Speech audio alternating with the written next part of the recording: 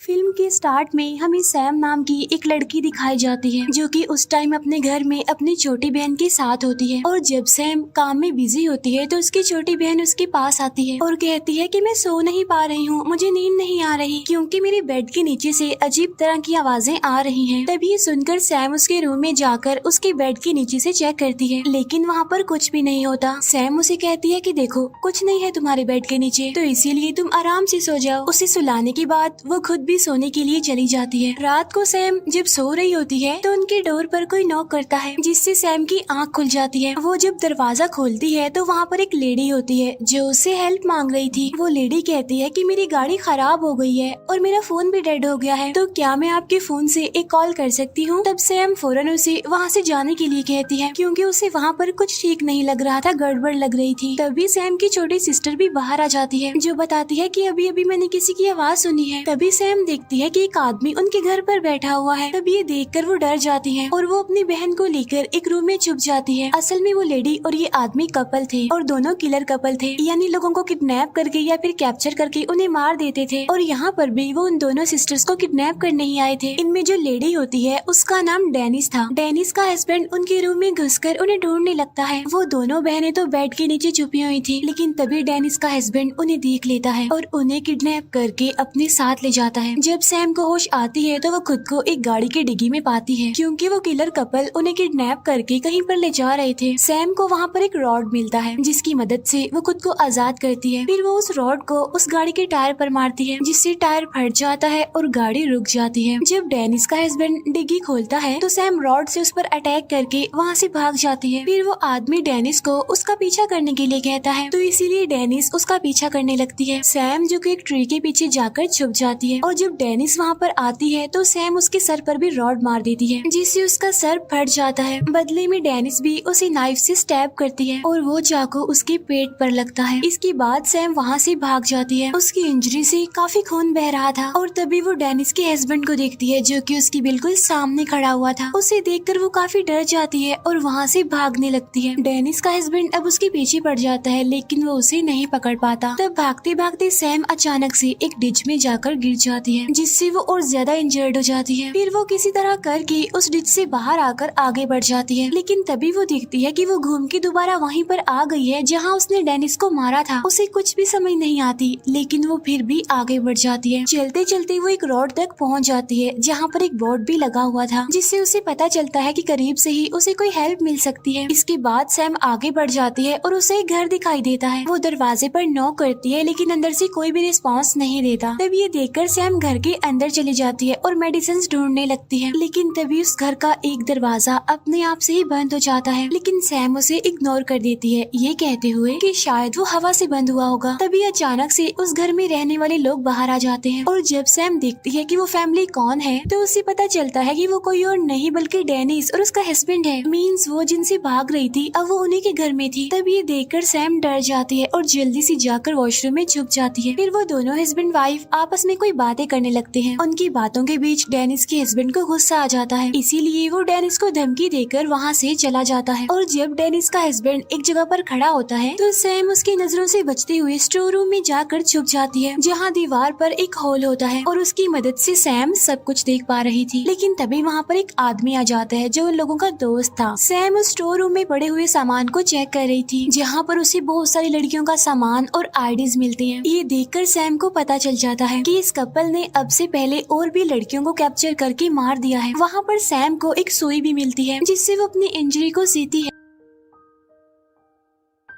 रात को वो तीनों बहुत ज्यादा शराब पीते हैं और जब उनकी ड्रिंक खत्म हो जाती है तो उनका वो फ्रेंड शराब लेने जाता है, लेकिन तभी उसकी नजर उस हॉल पर पड़ती है और वो सैम की आईज देख लेता है, जिससे सैम डर जाती है। फिर उनका फ्रेंड उन्हें बताता है कि मैंने स्टोर रूम में कुछ देखा है, लेकिन डेनिस का हस्बैंड उस पर यकीन नहीं करता क्योंकि उसे लग रहा था कि उसने इतनी शराब पी ली है, इसीलिए नशे में वो ऐसी बातें कर रहा है। तब उसका फ्रेंड मजाक में ये भी कहता है कि मैं तुम्हारा सीक्रेट जानता हूँ। तब ये सुनकर डेनिस के हस्बैंड को शक होता है कि शायद उसे पता चल गया है कि हम लड़कियों को किडनैप करके मारते हैं और स्टोर रूम में उनकी चीजें पड़ी हुई हैं। तब डेनिस का हस्बैंड उससे पूछता है कि वैसे तुम क्या सीक्रेट जानते हो मेरा। तब उसका फ्रेंड उसे कहता है कि छोड़ो यार, मैं तो मजाक कर रहा था। लेकिन डेनिस का हस्बैंड इस बार उसकी बात पर बिलीव नहीं करता और वो उसके सर पर रॉड से हमला करके उसे जान से मार डालता है। तब डेनिस उसकी इस हरकत पर उससे काफी नाराज होती है। उधर सैम भी अपनी आंखों के सामने ये सब होता देखकर काफी डर जाती है। लेकिन तभी डेनिस का हस्बैंड एक चैनसो से अपने फ्रेंड की डेड बॉडी को काटने लगता है। चैनसो की आवाज सुनकर सैम अपने कान बंद कर लेती है। उसकी डेड बॉडी के छोटे छोटे टुकड़े करने के बाद डेनिस का हस्बैंड उसे अपनी गाड़ी में रखता है और उसे फेंकने जाता है। अब सैम उस स्टोर रूम का दरवाजा खोलने की कोशिश करती है लेकिन वो लॉक था। लेकिन तभी सैम को वहाँ पर मोबाइल की आवाज सुनाई देती है और वो उसे लेकर पुलिस को कॉल कर देती है। लेकिन मुसीबत की बात तो ये होती है कि उसे वहाँ का एड्रेस भी नहीं पता होता। उससे भी ज्यादा मुसीबत ये है कि फोन डेड हो जाता है जिससे कॉल कट जाती है।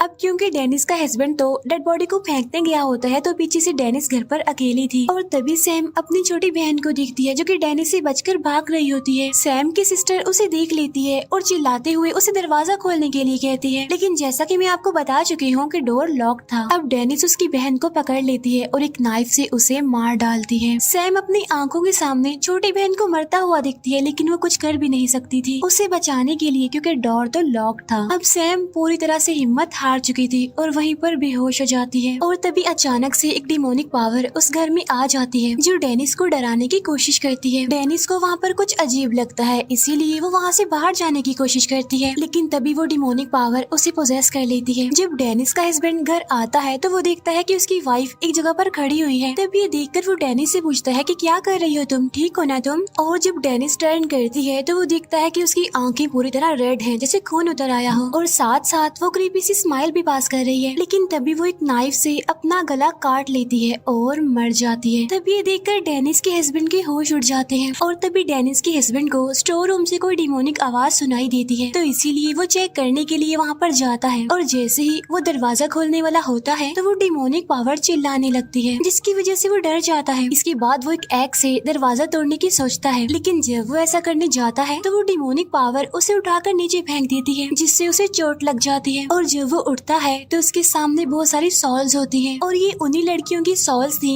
जिन्हें पहले वो मार चुका था। अब ये सारी सॉल्स उससे अपना बदला लेंगी जो कुछ उसने उनके साथ किया। उधर सैम की जब आँख खुलती है तो उसे भी एक सॉल दिखाई देती है। फिर वो सोल उसका दरवाजा खोल देती है और सैम बाहर आ जाती है और तभी वो वहाँ पर अपनी छोटी बहन की डेड बॉडी देखती है जिसे बहुत ही बुरे तरीके से मारा होता है। तभी ये देखकर सैम रोने लगती है और तभी उसके सामने एक सोल आ जाती है। वो सोल सैम को टच करती है और दिखाती है कि तुम तो स्टोर रूम में ही मर गई थी और अब ये जो बाहर आई है वो तुम्हारी सोल है और अपनी बहन के बारे में फिक्र मत करो क्योंकि वो अपनी मदर के साथ है और बहुत खुश है। वो दोनों अब एक अलग ही दुनिया में है। नेक्स्ट मॉर्निंग पुलिस वहाँ पर आकर उन सबकी डेड बॉडीज को उठाने लगती है लेकिन तभी अचानक से सैम की आंखें खुल जाती हैं और उसकी आंखें बिल्कुल रेड थी जैसे कोई खून हो। असल में बात ये थी कि वो सॉल अब उसकी बॉडी में चली गई थी और अब वो उन सभी लोगों को मारेगी जो लड़कियों को ऐसे किडनैप करके कैप्चर करके मार डालते हैं। यहीं पर ये मूवी एंड हो जाती है।